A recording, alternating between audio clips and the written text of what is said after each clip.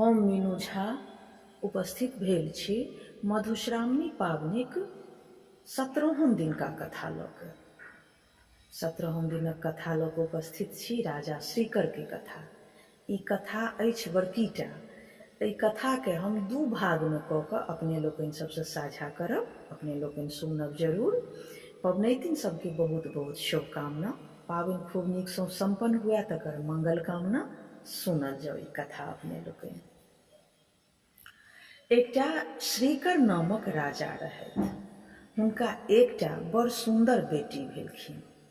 जखन हुनका टिप्पणी देखाओल गेलनि, हुनकर बेटीके टिप्पणी जे देखाओल गेलनि तऽ ज्योतिषी कहलखिन जे हिनका बड़ अधलाह योग छनि। तऽ हुनकर पिताजी जिज्ञासा केलखिन जे हिनकर योग की छनि, अधलाह की योग छनि से अपने हमरा कहू।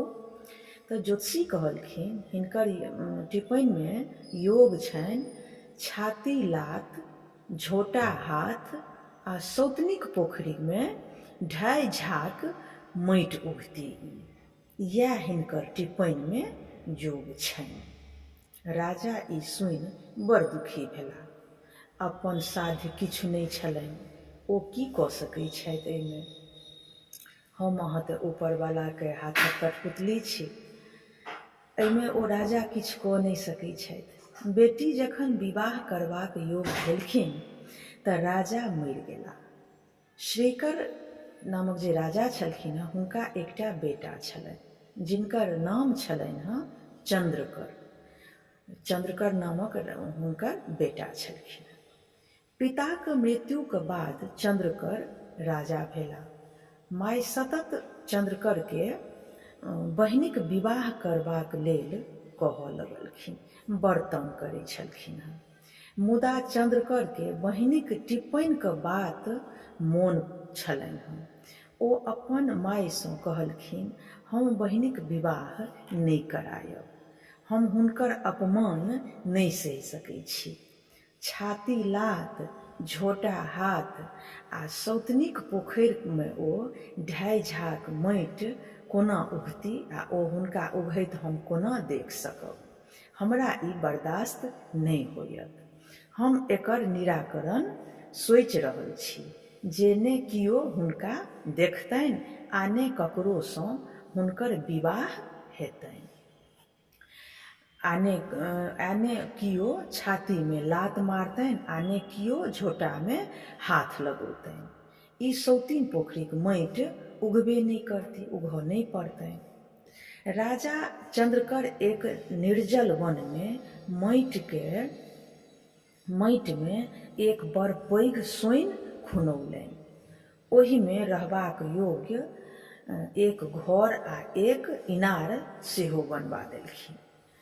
एक चेरियाके संग बहिनके ओहि सोनिमे बास दऽ देलखिन। ऊपरसँ सोनिके मुँह बन्द कऽ देलखिन। कनेक दुआरि ओहिमे छोड़ि देल गेल जाहि बाटे बसात ओहिमे जा आबि सकै।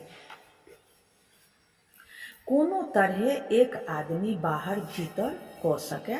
राजकुमारी अबला छलीह, हुनका भाइक बात मानय पड़लनि। ओ सोनिमे दिन काटय लगली। भाइ मास दिन पर खयबाक पीबाक वस्तु पठबैत रहथिन।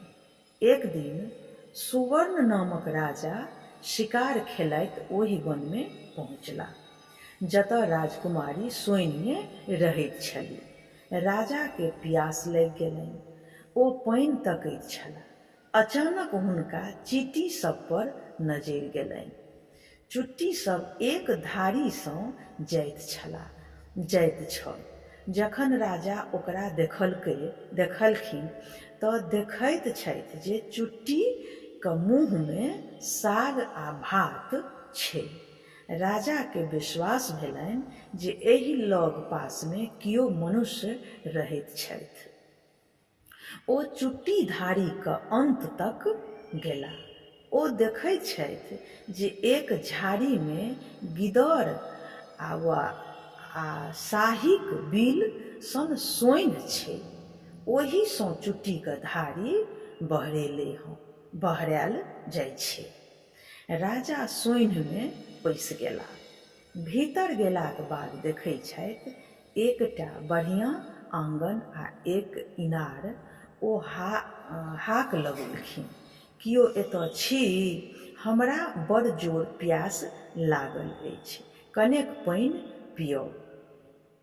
हाक सुनि राजकुमारी एक पात्रमे शीतल जल अपन चेरियाक हाथे पठा देलखिन। राजा जल पीलनि, किन्तु प्यास लगले रहलनि। ओ पुनः पानि माँगि पीलनि।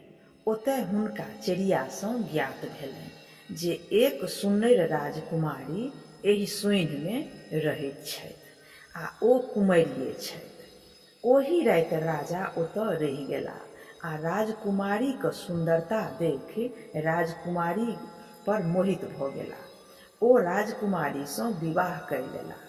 ओ सुख विलास करैत किछु दिन ओतय बितौलनि। राजा अपन राजधानी घुरबाक विचार करय लगलाह। राजकुमारी कहलखिन, जाइ छी तऽ जाउ, मुदा ई बात मोन राखब जे साउन सुदी तृतीयाके मधुश्रावणी पाबनि होइत छै। ओहि दिन नव विवाहिता कनियाँ पाबनि करैत छथि। ओहि दिन कनियाँ सब सासुरक वस्त्र पहिरैत छथि आ सासुरेक अन्न खाइत छथि। तेँ मोन पारि कऽ ककरो द्वारा से सब पठा देब। राजा अपन राजधानी घुरि अयलाह, कारीगरके बजौलनि आ एक खूब सुन्दर चुनरी बुनि कऽ देबऽ लेल आज्ञा देलखिन। ई बात जेठकी रानी बुझि गेली। रानी सोचलनि जे राजा फेर कतहु दोसर विवाह केलनि अछि, तेँ ने जोलहाके चुनरी बुनि देबाक लेल कहलखिन हँ। एते दिन जे राजा निपत्ता छलाह तकर इएह कारण थिक। रानी चुपचाप जोलहाके बजबौलनि आ कहलनि, तोँ एहि चुनरीमे छाती लात आ झोंटा हाथ लिख दिहे आ ओकरा तेना कऽ चौपैत दिहे जे किओ बुझियो नहि पौतै जे एहिमे की लिखल छै। राजाके एकर खबरि नहि होनि।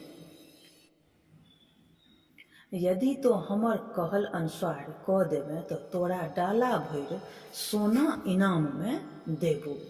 जोलहा आमदनी देख रानीके बात मानि गेल। लोभी छलै ओ जोलहा। एतेक अपने लोकनि सबसँ कथा साझा केलहुँ, राजा श्रीकरके कथा। एकर अगिला भागक कथा अपने लोकनिसँ आगू दिन हम साझा करब।